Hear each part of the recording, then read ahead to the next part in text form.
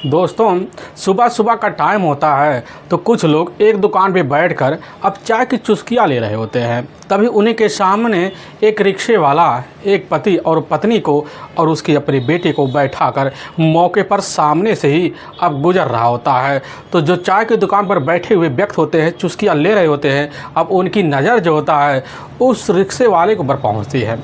तो देखते हैं, उसको पहचान भी लेते हैं और चाय वालों के व्यक्तियों के चेहरे पर मुस्कुराहट आ जाती है और उसी समय दो बात करते हैं। लेकिन उनकी नज़र जैसे नीचे पहुंचती है तो देखते हैं कि एक रजाई है। अब रजाई कैसा था यह सब जानने के लिए उसी वक्त वह जो व्यक्ति होते खड़े हो जाते हैं और उसी व्यक्ति के पास पहुंच जाते हैं, कहने लग जाते हैं कि आखिर यह रजाई नहीं निवेली, अब कहाँ ले जा रहे हो। अब लेकिन जैसे ही रिक्शे पे बैठा हुआ नाम सुनने के बाद उसी समय मुस्कुरा पड़ता है। लेकिन उसी में से एक व्यक्ति की जो हाथ होता है अब उसी रजाई में घुस जाती है। लेकिन उस वक्त जो सबके सामने सच्चाई निकल के आती है, उस सच्चाई की वजह से वह पति और पत्नी जो होते हमेशा हमेशा के लिए जेल के सलाखों के पीछे पहुंच जाते हैं। आखिर क्या था इस घटना में, इस घटना में क्या हुआ, इस घटना की आप पूरी तह तक सच्चाई अब जानने के लिए इस वीडियो को आप लास्ट तक जरूर देखिएगा। नमस्कार दोस्तों, मैं प्रदीप कुमार आपको ई स्टडी बात चैनल पे मैं स्वागत करता हूं। दोस्तों आज की यह जो सच्ची घटना है, यह घटना सुनाने से पहले मैं आपसे एक छोटा सा रिक्वेस्ट करता हूं, क्योंकि आप अगर इस चैनल पर नए हो और पहली बार हो तो एक बार जाकर आप अपने इन्हीं प्यारे हाथों से आप इस चैनल को सब्सक्राइब ज़रूर कर लीजिएगा, ताकि आपकी वजह से इम्पोर्टेंट होने के नाते यह जो वीडियो है आज काफ़ी लोगों तक पहुंचाया जा सके। और साथ में अपना नाम भी एक बार में कमेंट बॉक्स में पते सहित दर्ज जरूर कर दीजिएगा, ताकि आपका नाम कल की वीडियो में बड़े प्यारे लफ्ज़ों में हम ले सकें। दोस्तों आज की यह जो सच्ची घटना है, यह घटना ठीक उत्तर प्रदेश और उसी में महानगर पड़ता है अब कानपुर, और उसी का ही एक जूही थाना लगता है और उसी बगल में ही एक कॉटन मिल फैक्ट्री होता है। मैं बात कर रहा हूँ 30 जनवरी का। अब सुबह सुबह का टाइम होता है तो ठीक है, जो कॉटन मिल फैक्ट्री होता है उसी का अपना मेन रोड पे होता है, उसी के बगल एक चाय की गिमटी होता है। तो वहीं बैठकर कुछ लोग अब सुबह सुबह के टाइम जो होता है चाय की चुस्कियाँ ले रहे होते हैं। उन्हीं के सामने अब रिक्शा गुजरता है, तो लेकिन उन्हीं चुस्की वाले व्यक्ति की जो नज़र होता है अब रिक्शा के ऊपर पहुँच जाता है। ठंडी का महीना होता है, लेकिन उस पर बैठे हुए जो व्यक्ति होते हैं अब उनको देखकर पहचान लेते हैं कि अरे यह तो अपने इलाके के रहने वाले अब सोनू सोनकर है। और बगल में उनकी पत्नी होती है रश्मि, और साथ में नीचे बैठा हुआ उनका अपना एक 5 साल का बेटा भी होता है। अब जो दुकान पे व्यक्ति होते खड़े हो जाते होने के बाद अब सोनू के पास जाते हैं और वहीं उनसे थोड़ी हंसी ठिठोली करना शुरू कर देते हैं कि भाई साहब आज सुबह सुबह आप जो होता है यह रजाई लेकर कहाँ जा रहे हैं। और जैसे सोनू अब यह बात सुनने के बाद उसी समय उसके चेहरे और बगल में बैठी उसकी जो अपनी पत्नी होती है रश्मि के चेहरे पर पूरी तरह से सकपकाहट आ जाती है। बगल में खड़ा जो व्यक्ति होता है उस समय शंका की नज़र से दोनों को देखना शुरू कर देता है, कहने लग जाता है कि आखिर इतनी सवेरे अब कहाँ जा रहे हो। सोनू कह देता है कि हम इस समय जो बगल में कॉटन मिल फैक्ट्री है उसी फैक्ट्री में ले जा रहे हैं, बस इसी रजाई में रुई भरवाने के लिए। लेकिन रजाई की अब जो स्थिति होती है वहाँ पर खड़े दोनों जो व्यक्ति होते देखते हैं ध्यान से, उनके मन में आशंकाएं हो जाती है कि आखिर रजाई जो होता है इस तरह की बात का कौन ले जाता है। अगर रुई अंदर होगा तो रुई तो बाहर किसी को पैक करना चाहिए। ये सब सोच साच कर बगल वाला व्यक्ति इशारा मारता है और तुरंत अपना जो हाथ होता है अब रजाई के अंदर सिर्फ रुई टोने के लिए डाल देता है। लेकिन उसके हाथ में जो लगता है इससे वह चीख पड़ता है, पता चलता अंदर एक व्यक्ति की डेड बॉडी है। और इसी चीख की आवाज़ सुनकर अब मौके पर जितने आसपास दुकान होते हैं सभी लोग इकट्ठा हो जाते हैं और वहीं सोनू को बड़े बेरहम तरीके से पिटाई करना शुरू कर देते हैं। लेकिन रश्मि और 5 साल के अपने बेटे को लेती है और वहीं से फरार हो जाती है। और तुरंत इसकी जो सूचना होता है अब जो ही पुलिस थाने को दे दिया जाता है। वहाँ की जो टीम होती है जैसे इस हृदय विदारक घटना के बारे में अब जानकारी पाती है और पाने के बाद वह भी अपने दल बल टीम को लेती है और चंद मिनट के अंदर जो होता है अब उसी समय कॉटन मिल वाले रोड पे पहुंचती है। तो वहाँ लोगों का भीड़ लगा होता है, सिर्फ रिक्शा होता है और रिक्शा वाला भी खड़ा होता है। लेकिन वहीं रजाई भी पूरी तरह से रस्सी से बंधा हुआ होता है। पुलिस की टीम पहुंचती अपने सिपाही को मदद से उस रस्सी को तोड़ती है और जैसे टूटता है तो उसी समय रसाई जो होता है पूरी तरह से फैल जाता है। लेकिन उसी पर एक मनोज नाम के व्यक्ति का डेड बॉडी निकलता है जो उसी एरिया का रहने वाला होता है। लोग वहाँ तरह तरह की बातें करते हैं, लेकिन वहाँ जो थाना प्रभारी होते हैं अब मनोज के बॉडी को जैसे ही तौर तरीके से रिसर्च करते तो पता चलता है उसका जो अपना गर्दन होता है वह तो लगभग 90% हिस्सा पूरी तरह से अलग हो चुका होता है। शरीर पर काफ़ी जगह ब्लड जमे होते हैं। पुलिस की टीम भी बड़ी असर में पड़ जाती है, लेकिन वहाँ जो खड़े लोग होते हैं उनसे पुलिस की टीम कुछ पूछताछ करती है और वहीं पर बॉडी का तौर तरीके से पंचनामा करती है और उठाकर अपनी नज़दीकी हेलट अस्पताल के मोर्चरी में भिजवा देते हैं। इधर पुलिस की जो टीम होती है उसी वक्त अब बिना टाइम गंवाए अपने थाने आ जाती है। आने के बाद जो होता है अब इधर सीधा का सीधा सोनकर के ऊपर हत्या का मुकदमा दर्ज कर लिया था। पुलिस की जो टीम होती है अब सोनू की तलाशी करना अब शुरू कर देती। बड़ी जल्दी सोनू मुखबिर के द्वारा कस्टडी में आ जाता है। पुलिस की टीम लेकर थाने पहुंच जाती है, लेकिन जो सच्चाई पुलिस के सामने सोनू सोनकर लाता है इसे सुनने के बाद लोग हैरान और परेशान हो जाते हैं। असल में उत्तर प्रदेश का जो जाना माना शहर पड़ता है यही कानपुर, और उसी का ही जो ही कस्बा पड़ता है, और उसी का ही रतपुरवा एक जाना माना गांव पड़ता है। उसी गांव के रहने वाले हैं जिनका कानपुर नाम होता है अब राम कुमार की अपनी पत्नी भी होती है सुशीला, जिनके टोटल अब 3 बच्चे होते हैं, लेकिन उनके घर में टोटल 2 बेटियां होती हैं और 1 बेटा होते हैं। अब राम कुमार जो होते हैं मौके पर एक छोटे मोटे किसान होते हैं, लेकिन उसी की वजह से उनके परिवार में उनके अपने 3 बच्चों का पालन पोषण हो पाता था। लेकिन उनकी जो अपनी सबसे बड़ी बेटी होती है अब रश्मि पास एक स्कूल होता है, उसी में जाकर मौके पर अब इंटर में पढ़ाई करना शुरू कर देती है। और जब पढ़ाई करना शुरू कर देती है तो उसी समय उसको आभास हो जाता है कि हमारी जो खूबसूरती है अब वह देखने लायक बन रही है, क्योंकि जब भी वह शीशे के सामने खड़ी होती है तो अपने चेहरे को जब अपने शीशे में उतार कर देख लेती तो उसको लगने लगता कि हम भी किसी हीरोइन से कम नहीं हैं, जिसकी वजह से अपनी ज़िंदगी जीने के लिए उसी दिन से अपने तौर तरीके से ठान भी लेती है और जीने के लिए लग जाती है। क्योंकि उसके अपने जो सपने होते हैं उस समय बड़े उड़ान पे पड़ जाते हैं, क्योंकि उसके सपने इस तरह हो जाते हैं कि जब भी हमारा अपना पति इस दुनिया में ज़िंदगी बनकर हमारे जीवन में अब शामिल हो तो हमारे खुशियों को ऐसे चार चाँद पर रखे ताकि उसी की वजह से हमें अपने ससुराल में एक पाबंदी की तरह ना रहना पड़े।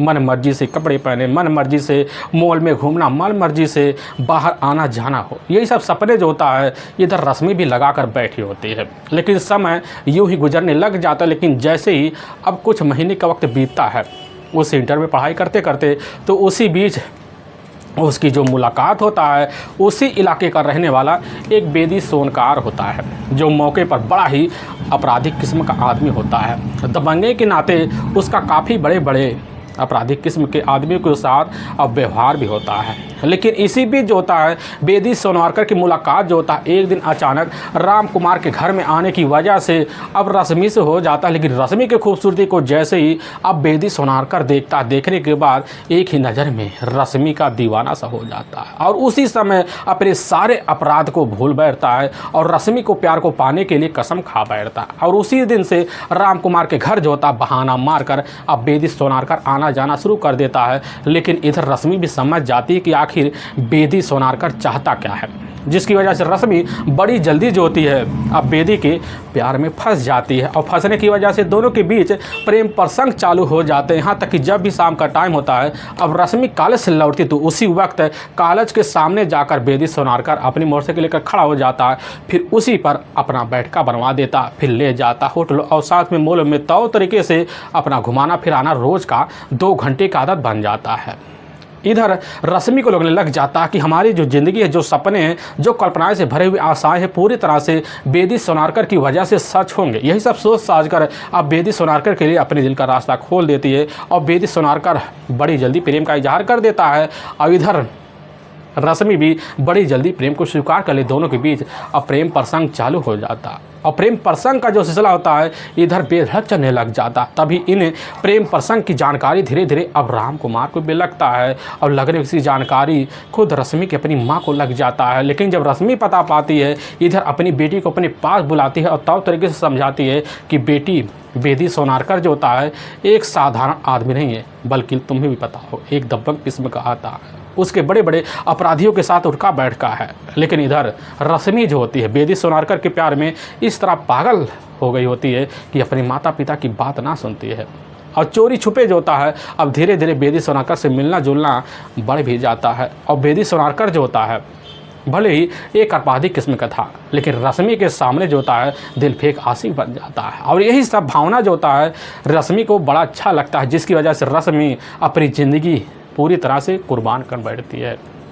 और बेदी को भी यही सब रास्ता अच्छा लग जाए, जिसकी वजह से अब बेदी और इधर रश्मि का मिलना जुलना बेधड़क बन जाता है। मोहल्ले में अब इनके प्रेम संबंध के जो चर्चे होते हैं उफान मारने लग जाते हैं। अब इसकी खबर अब राम कुमार को भी लगता है, तो अब बदनामी की वजह से उसी वक्त अपने रिश्तेदारों से बोलचाल की भाषा में बात कर कर अब अपनी बेटी के लिए नवयुवक की तलाशी करते हैं। लेकिन इसी बीच इसकी जो खबर होता है रश्मि को लग जाता कि हमारे जो पिता होते हैं हमारे बिन जानकारी की हमारी शादी की तैयारी कर चुके हैं, यहाँ तक कि हमारा अब मंगनी भी होने वाला है। अब रश्मि इस तरह की जब खबर सुनती है, सुनने के बाद इसकी सूचना बेदी सोनारकर को दे देती है और बेदी सोनारकर उसी समय ठान भी लेता है और इधर अपनी मीठी मीठी बातों में रश्मि को ले लेता है। लेकिन रश्मि जो होती है बेदी सोनारकर के प्यार में पूरी तरह से पागल हो जाती है। अपनी माँ की पूरी परवरिश को और पिता की पूरी परवरिश को ताक पर रख देती है। जैसे ही बेदी पूरी तरह से शक पकाता है तो उसी वक्त ठान लेता है और रश्मि को अपने साथ लेता है और लेने के बाद रश्मि को वादे देते हुए अपने साथ और बिन शादी के सुहाग रात मनाने के लिए तैयार करवा लेता है। और रश्मि जो होती है उसके बाद में आ जाती है, उसके ही मकान पे जाती है, उसके साथ जो होता है बिन शादी के सुहाग रात और मना लेती है और अपने पति की तरह जो होता है अपने प्यार में बांध लेती है। अब दोनों पति पत्नी की तरह जो होता है अपनी ज़िंदगी में बिन शादी के रहना शुरू कर देते हैं। लेकिन शादी के कुछ साल बड़े खुशी मय तरह से बीतते हैं। अब बीतते बीतते कई सालों का वक्त बीत जाता है, लेकिन रश्मि के परिवार वालों को जब खबर लगता है पूरी तरह से अपनी बेटी से सारे नाते रिश्ते तोड़ बैठते हैं। लेकिन रश्मि पागलपन दिखाना शुरू कर देती है। लेकिन कैसे न तैसे कर जो होता है अब बेदी और साथ में रश्मि का ज़िंदगी तो बीतता है। इसी बीच रश्मि जो होती है अब टोटल 2 बच्चों की माँ भी बन जाती है। रश्मि को लगने लग जाता है कि हमारी ज़िंदगी जो होता है अब खूबसूरत तरीके से चलने वाली है। लेकिन तभी साल 2003 का ही अब वही जैसे मार्च का महीना होता है उसी महीने में बेदी जो होता है अपने ही मार्केट में जाता है मौके पर एक दबंगगिरी की वसूली करने के लिए। उसी वक्त उसके साथ कुछ मार पिटाई होती जिसकी वजह से उसकी हमेशा हमेशा के लिए बड़े तेरहन तरीके से हत्या हो जाती है। लेकिन इसकी जानकारी रश्मि को लगता है तो उसका परिवार जो होता है पूरी तरह से उसका साथ तक तोड़ देता। रश्मि को यकीन हो जाता है कि हमारे पति के बगैर हमारी ज़िंदगी जो होता है पूरी तरह से तहस महस हो गई। लेकिन रश्मि जो होती है उस दिन से कैसे न तैसे अपनी ज़िंदगी को संभालती है और अपने दोनों बच्चों को अपने साथ लेती है और बेदी के ही पैतृक गांव जाती है, यानी कि अपने ससुराल जाती है और अपने सास ससुर और साथ में अपने जेठ की सेवा पानी में लग जाती है। अब ज़िंदगी रश्मि का कैसे न तैसे तो गुजरता है, लेकिन जैसे ज़िंदगी का कैसे तैसे संभालते हुए अब 3 साल का वक्त बीतता तो उसी बीच अचानक जो होता है रश्मि के घर बेदी सोनारकर के एक अपने चाचा होते हैं जो कानपुर के ही मौके पर सब्जी मंडी में उनका अपना मूल निवास होता है। वह सोनू सोनारकर ही होते हैं जो ठीक इधर रश्मि के हम उम्र के होते हैं। लेकिन एक दिन अचानक दोपहर के टाइम पहुँचते तो उस वक्त जो होता है रश्मि घर में अकेली होती है। लेकिन उसकी हाव भाव और नज़र को देखकर सोनू सोनारकर जो होता है वही दीवाना सा हो जाता है और होने की वजह से रश्मि की सारी तकलीफ़ों को दूर करने के लिए उसी वक्त रश्मि के सामने वादे तक कर देता है। यही भावना जो होता है रश्मि के लिए मन में घर कर जाती है, जिसकी वजह से अब रश्मि और सोनू सोनारकर के बीच अब वही प्रेम प्रसंग चालू हो जाता है। और प्रेम प्रसंग का सिलसिला जब कई महीनों का वक्त चलता है तो ऐसे गुजरते गुजरते कई महीने जब और बीत जाते हैं तो साल 2008 का ही वही मार्च का महीना आ जाता है। उसी महीने में सोनू जो होता है इधर रश्मि को लेता है और जाने के बाद आर्य समाज मंदिर में तौर तरीके से शादी करता है और पति और पत्नी की तरह जो होता है दोनों अब कानपुर में जाकर उसी अपने पैतृक सब्जी मंडी के पुराने मकान में रहना शुरू कर देते हैं। लेकिन दोनों बच्चों को जो होता है इधर रश्मि अपने ही ससुराल में अब छोड़ देती है। अब नए पति के साथ अपना जीवन जो होता है खुशमय तरीके से बिताने लग जाती है। लेकिन घटना से मात्र जो होता है अब 5 साल पहले इधर रश्मि एक बेटे को जन्म देती है और बेटा घर में आने की वजह से इधर रश्मि का जो ज़िंदगी होता है और खूबसूरत बन जाता है। उसको लगने लग जाता है कि हमारी ज़िंदगी अब सोनू की वजह से चलेगी। लेकिन सोनू जो होता है सीधा साधा आदमी नहीं होता है, वह भी दबंगगिरी होता है। उसका भी अपने एरिया में काफ़ी दबाव होता है और उसकी वजह से उसके जो थे लफड़े हर दिन किसी न किसी से हो जाया करते थे। अब यही जानकारी जब रश्मि को लगने लग जाता है कि हमारी ज़िंदगी सोनू के सामने आकर नरक से हो चुकी होती है, क्योंकि सोनू भी समझता कि परिवार में परेशानी जब बढ़ती है तो उसकी जिम्मेदारी को सहने के लिए हमें कोई ना कोई कमाने का जरिया बनाना चाहिए, जिसकी वजह से अपने पास जाता है एक फैक्ट्री होता है, उसी में जाकर सोनू सोनारकर जो होता है अब नौकरी करने लग जाता है और उसी नौकरी की वजह से उसके पारिवारिक जो खर्चा होता है तो तरीके से चल पाता है। और चलते चलते या कई महीनों का जब वक्त बीत जाता है तो इसी बीच उसी फैक्ट्री में काम करने वाला सोनू का एक अपना करीबी दोस्त भी होता है, अब मनोज जो होता है ठीक उसी गांव का रहने वाला होता है। लेकिन फैक्ट्री में होने के नाते दोनों के बीच इतनी दोस्ती बन जाती है कि इधर मनोज जो होता है अब धीरे धीरे सोनू के घर आना जाना लगा देता है।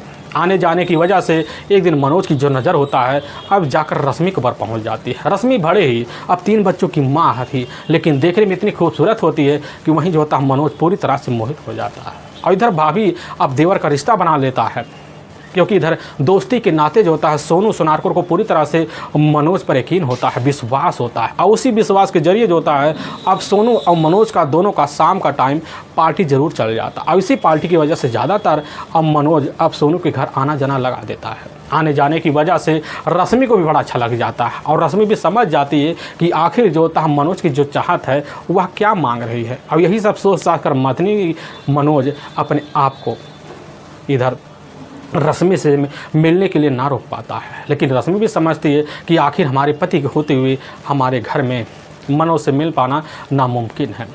लेकिन इसी बीच मनोज का खातिरदारी जो होता है सोनू इस तरह करने लग जाता है कि इसकी जो खबर होता है मनोज के अपने बड़े भाई अब प्रमोद को लग जाता है। लेकिन प्रमोद जब खबर पाता है कि मनोज का जो होता है इधर अब सोनू के घर काफ़ी उठका बैठका तो उसको बड़ा ख़राब लगता। अपने छोटे भाई को काफ़ी समझाता बुझाता है, लेकिन वह अपनी बातों में या तो पूरी प्यार में पागल होने की वजह से अपने बड़े भाई की बात नहीं मानता है। और ना मांगने की वजह से इधर जो होता प्रमोद अपने छोटे भाई को अपने घर से अब निकाला करवा देता है। लेकिन इसकी जो खबर होता है अब सोनू सोनारकर और रश्मि को लगता है, तो एहसानों को प्रमोद करते हुए इधर जो होता सोनू अपने दोस्त से बात करता है और सोनू प्रमोद को अपने घर में अब ठिकाना बनवा देता है। और यही ठिकाना जो होता ना जाने कब सोनू के लिए मुसीबत का पहाड़ बन जाता है। और दोनों एक ही घर में होने के नाते इधर रश्मि और प्रमोद का आमना सामना बड़ी जल्दी हो जाता है। और ऐसे होते होते दोनों के बीच ना जाने का प्रेम प्रसंग चल जाता है। इसकी खबर जो होता है खुद मनोज के दोस्त सोनू को ना लग पाता है।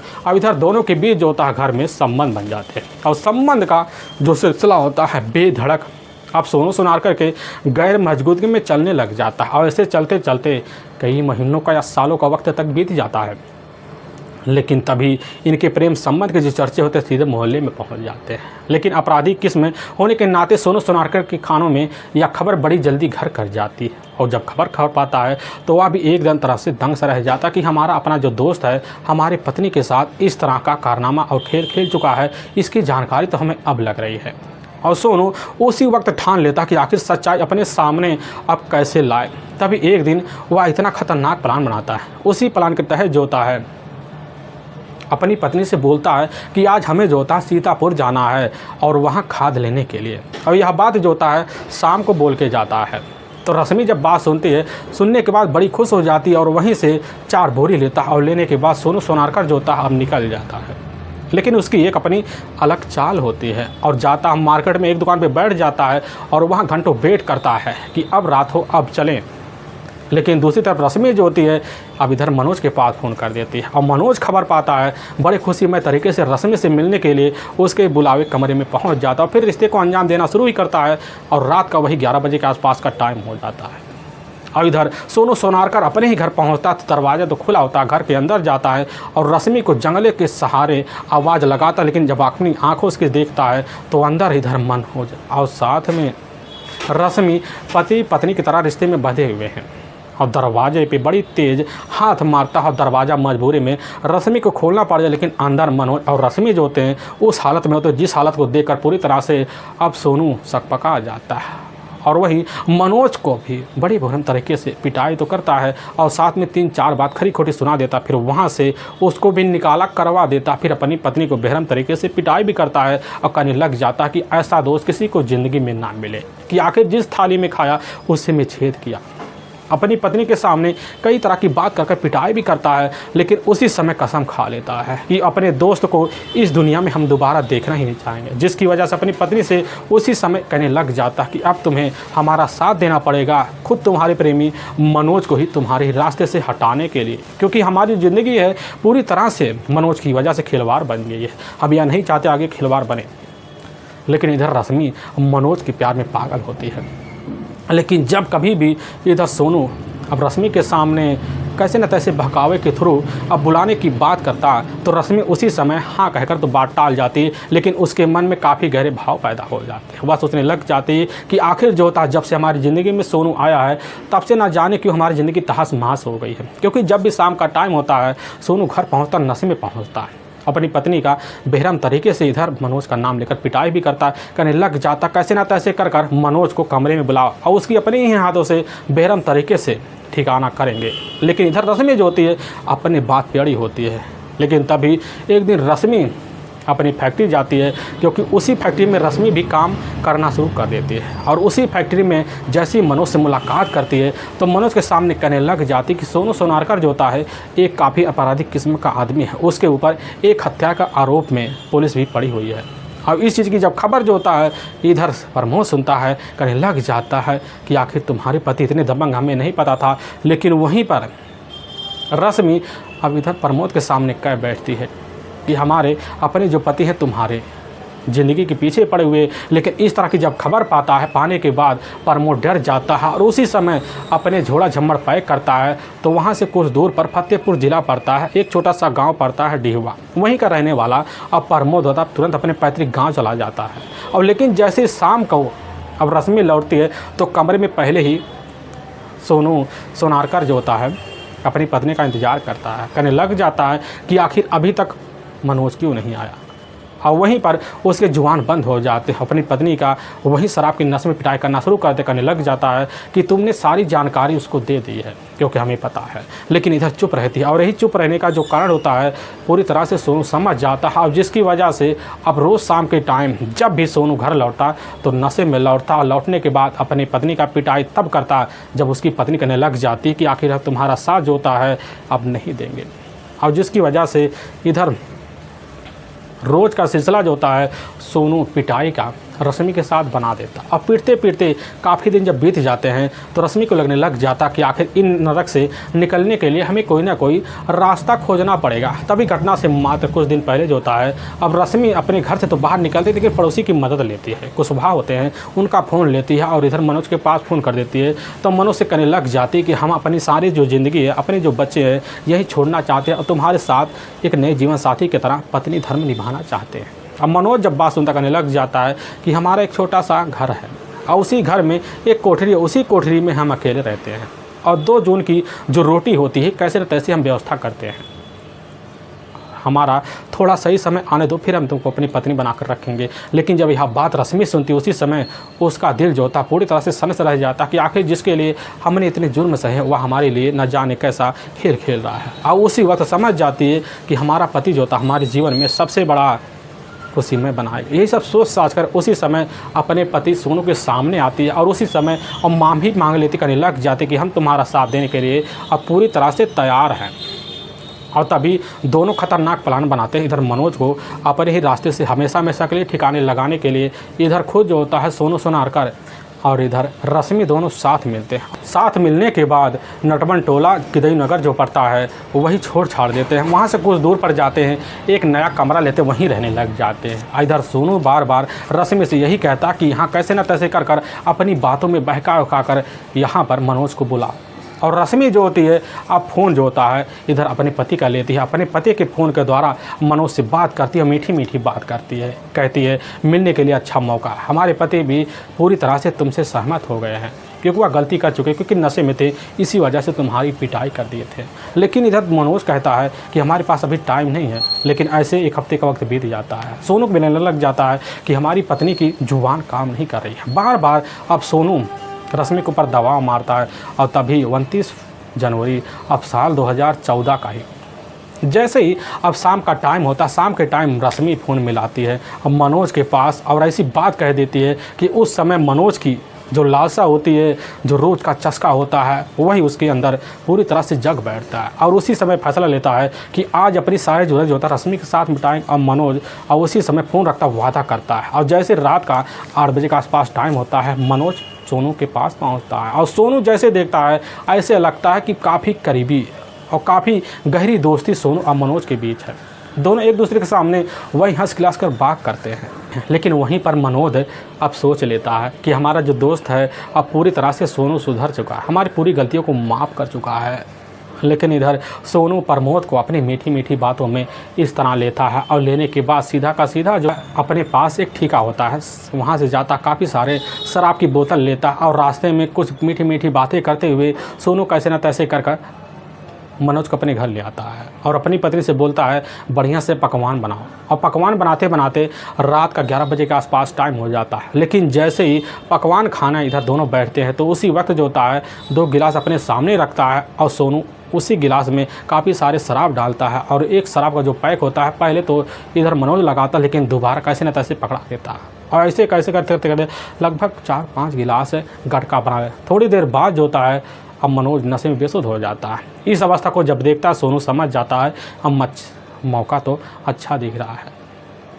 अब मनोज को अपने साथ लेता है और लेने के बाद अपने बेडरूम में ले जाता, अपने ही फोल्डिंग पे गहरी नींद में सुला देता। और चंद मिनट के अंदर जो होता है मनोज काफ़ी गहरी नींद में आ जाता है। लेकिन जैसे रात का अब 1 बजे के आसपास का टाइम होता है, तो उसी वक्त जो होता है सोनू दोबारा जाता है और वही रजाई हटाता देखता है काफ़ी कड़ी नींद में मनोज सो रहा। अपनी पत्नी को आवाज़ लगाता है। उसकी जो अपनी पत्नी थी रश्मि, उसका साथ देने के लिए पूरी तरह से तैयार बैठी होती है। और उसी वक्त जो होता है अपनी पत्नी से यही बात कहता है कि तुम रजाई जो होता है थोड़ा शरीर से हटाओ। और जैसे ही रश्मि हटाती है, तो उसी वक्त अपने हाथ में सोनू जो होता है, जो लोग जानवरों के लिए चारा निवाला कराने के लिए हथियार लेते हैं, उसी हथियार को अपने हाथ में लेता है। और उसी हथियार से मनोज के गले पर एक के बाद एक वार करता है। लेकिन रश्मि जो होती है मनोज का वही बाल पकड़ लेती है और वही चारपाई पर चिपका लेती है, ताकि कोई हरकत जो होता है अब मनोज ना कर सके। लेकिन बार बार वार की वजह से हमेशा हमेशा के लिए जो होता है वही बिना कुछ हरकत के दुनिया छोड़ के चला जाता है। लेकिन चंद मिनट के अंदर इधर सोनू जो होता है एक रस्सी लेता, उसी रस्सी से मनोज के हाथ पैर को एक रस्सी से बांधा कर देता है, ताकि बॉडी बाद में अकड़ ना ले और बॉडी ठिकाने लगाने के लिए कोई दिक्कत ना हो। दोनों बैठकर वहाँ बॉडी ठिकाने के लिए एक बड़ा ही साथी तरीका बनाते हैं। उनको भी लग जाता है कि बॉडी को अपने तरीके से ठिकाने लगाया जाए। लेकिन तब तक भोर का टाइम हो जाता है।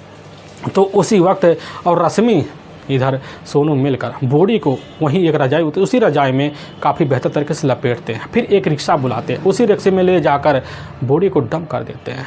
और सोच बैठते हैं कि ऐसे रजाई में जब ले जाएंगे तो लोगों को कह देंगे जो काटन मिल फैक्ट्री उसी में ले जा रहे रजाई में इधर रुई भरवाने के लिए। और रिक्शे पर अपने बेटे को ही बैठा लेते, जिसका उम्र 5 साल के आसपास होता है, लेकर निकल पड़ते। लेकिन जैसे ही काटन मिल के फैक्ट्री के सामने पहुँचते हैं, तो उसी वक्त जो होता है दुकान पर बैठे हुए व्यक्ति की नज़र एक शंका की वजह से सोनू के उसी रजाई पर पहुँच जाता और सारा राज खुल जाता है। लेकिन वाकई में दोस्तों पुलिस के सामने जो सच्चाई इधर रश्मि और साथ में सोनू सोनारकर के तहरीर पाता, पुलिस की जो टीम होती है पूरी तरह से सोचने पर मजबूर हो जाती है कि आखिर एक पत्नी होती है अपनी चंद जरूरत के लिए कैसा कैसा खेल खेल चुकी होती है। पुलिस की जो टीम होती है इधर सोनू सोनारकर और रश्मि को अपने कस्टडी में लेती है और लेने के बाद वहाँ के ही न्यायालय में पेश कर देते हैं। और न्यायालय में इन्हीं दोनों के ऊपर काफ़ी गंभीर धारा मुकदमा दर्ज करके ले जाकर हमेशा हमेशा के लिए जेल के सलाखों के पीछे डाल देती है।